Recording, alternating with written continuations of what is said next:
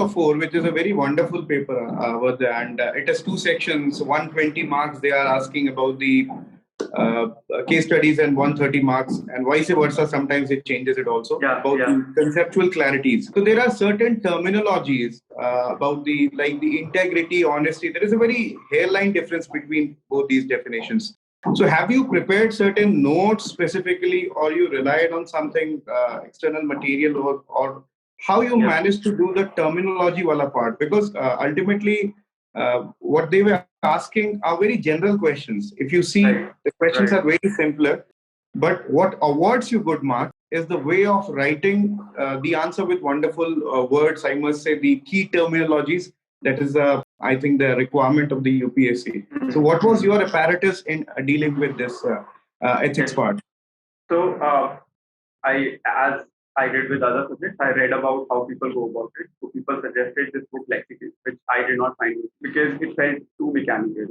So I just did the following. I Googled most of the key terminology, understood the meaning of it, and then tried to introspect about the instances in my life or someone else's life where I saw this in practice.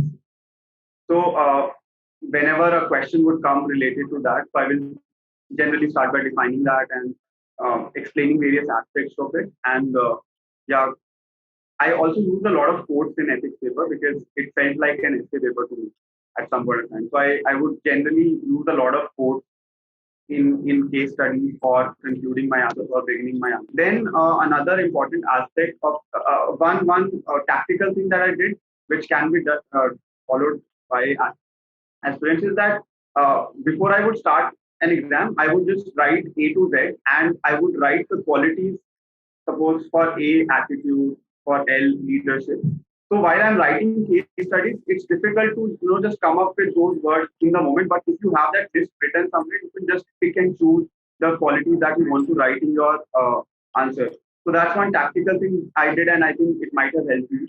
Other than that, I think that's other aspect of the ethics paper. But to answer your question, that's how I went about it. Okay, fine.